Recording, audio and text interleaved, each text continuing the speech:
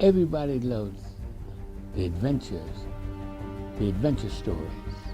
It's full of action, like Braveheart, like Lord of the Rings.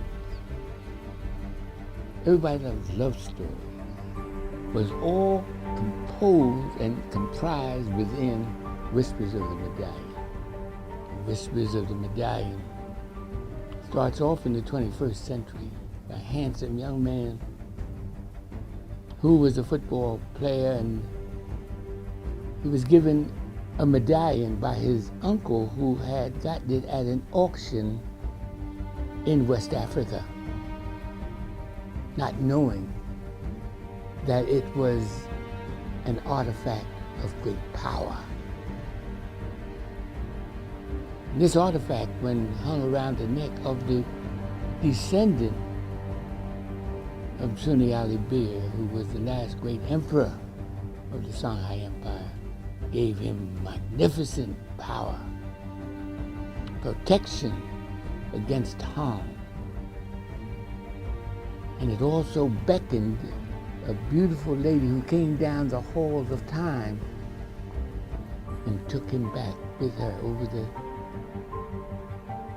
generations of time, back to the coronation of Sunni Ali Bir in 1468.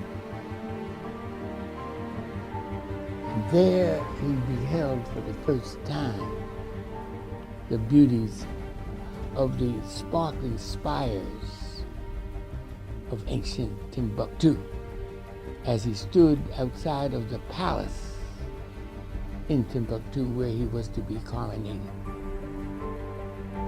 And he asked his time visitor, his time companion, Tuera, which means the beautiful one has come. What is this city I'm beholding? And she told him it's the city of our ancestors, Timbuktu. And he began weeping. And she said, "Why are you weeping?" He said, "Because all my life I had heard that we came from a jungle-like existence. And now I'm beholding for the first time truth in regal splendor." What we want to talk to you about is the rescue of the honor of those people. We want to do it by means of a picture which is not just a film. It's a movement of saving the honor of a whole race of people. A movie has been created that will tell the beauty, grandeur, and sophistication of the West African ancestors of African Americans and those blacks who were kidnapped and taken to the diaspora of the world. But this is not just a documentation or a documentary of those people. It's going to be a spectacular drama, a love story, an adventure story, a story of epic proportions. It's going to be beautiful. It will show the homes that the ancestors of African Americans and those in the diaspora live, the homes in West Africa, and the great cities of what is known as the Songhai Empire, an empire larger than the world, honored by the world for hundreds of years. Beautiful ladies dressed in regal attire, finely wrought leather shoes, living in homes made of polished stone, sitting in tree-lined gardens. The civilization that they created of mathematics, of reading and writing over 9,000 years ago, of algebra, that their ancestors created 3,700 years ago. This is the story of the Whispers of the Medallion, this first motion picture. And then a little later on, Ramala, the prophetess, came and hung around his neck as he stood on the throne in the magnificent throne room of the palace, the medallion. He told him to wear it for 30 days. And if you can wear it for 30 days without letting it out of your possession, you will rescue your people from 400 years of horror.